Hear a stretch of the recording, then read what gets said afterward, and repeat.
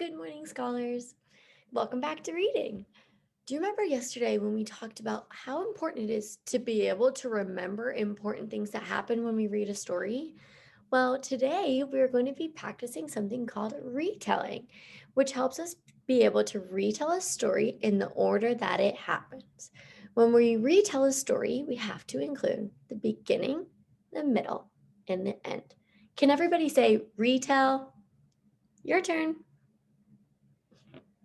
Yes, when we retell, we are saying what happened in our own words in the order that they happen in the book.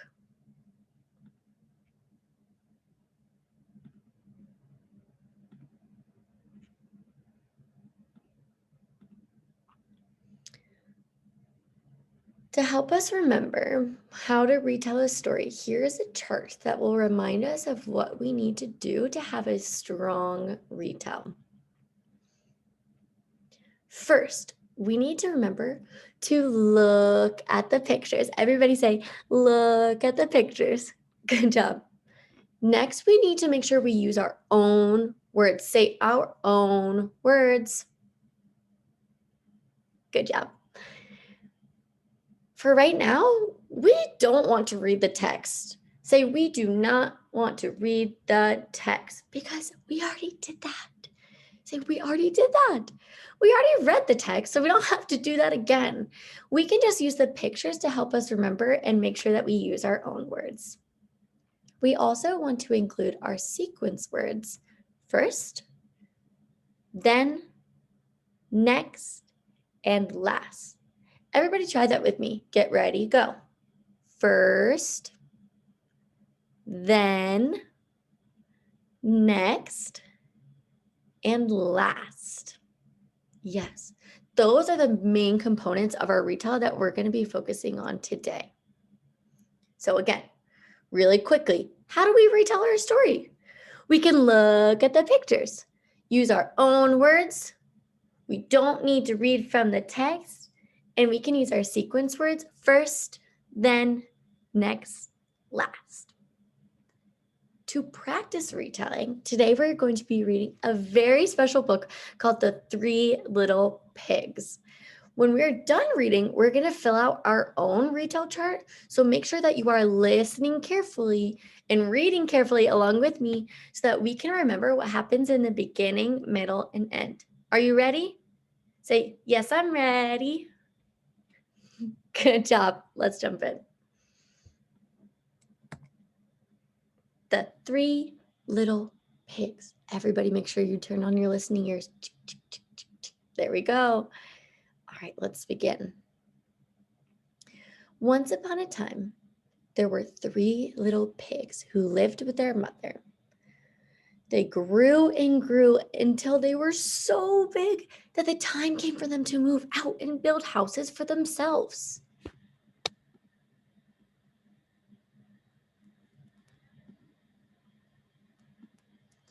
The first pig was lazy. He built his house out of straw as quickly as possible.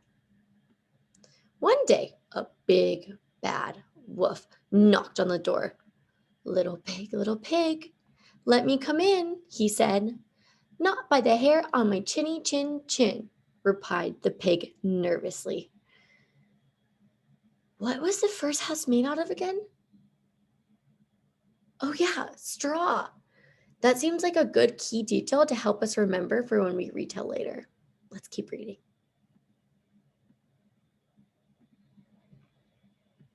Then I'll huff and I'll puff and I'll blow your house down, growled the wolf. He blew so hard that the straw house flew away. The poor pig ran as fast as he could to his brother's house. Oh no, the first pig's house just fell down. Everybody say, oh no, oh no. What do you think is going to happen next? Come on, student. I don't know. Let's keep reading to find out.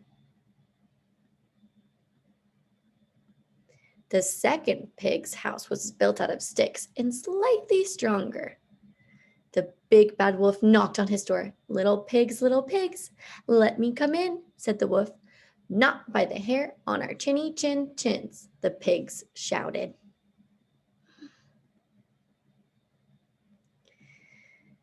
Then I'll huff and I'll puff and I'll blow your house down, said the wolf. He blew so hard that the house of sticks fell down. The two terrified pigs ran as fast as they could to their last brother's house and slammed the door. Wow. So far, we have read that the first two pigs' houses of straw fell down, and the house of sticks fell down too. Why was the wolf able to blow down the first two pigs' home? What do you think? Why was the wolf able to do that? Coincidence? Yeah, you're right, because they weren't very strong, were they? So let's keep reading. The third pig, who was more patient and careful than his brothers, had built his house of bricks. The big bad wolf knocked on the little pig's well-built door. Little pigs, let me come in, said the big bad wolf. Not by the hair on our chinny chin chins, cried the pigs. Then I'll huff and I'll puff and I'll blow your house down, said the wolf. Then he blew with all his might. He huffed and he puffed and he huffed and he puffed. He could not blow the house down. Oh, phew. The last pig's house didn't fall down because his house was so strong. Everybody say so strong. I wonder what the wolf is going to do next.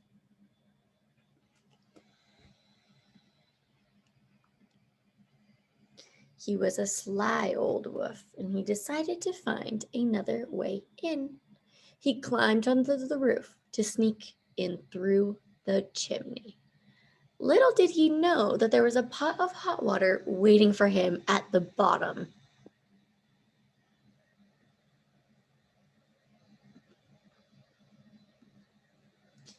Yow! The wolf yelled as he fell into the water. He ran for the forest, and he never ever bothered the three little pigs again.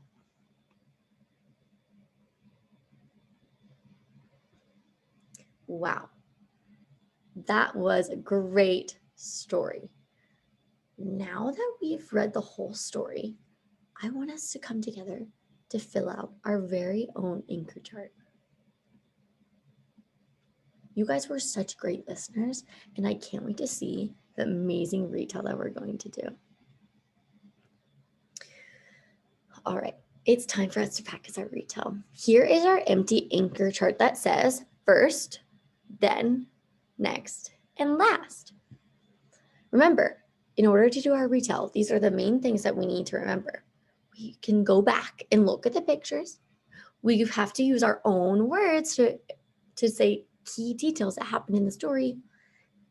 And we don't have to read from the text again. If it helps you, you can, but we don't need to read right from the text because we already did that. And then we need to make sure we use our sequence words first, then, next, and last, okay? All right, let's start by talking about what happened first in the story.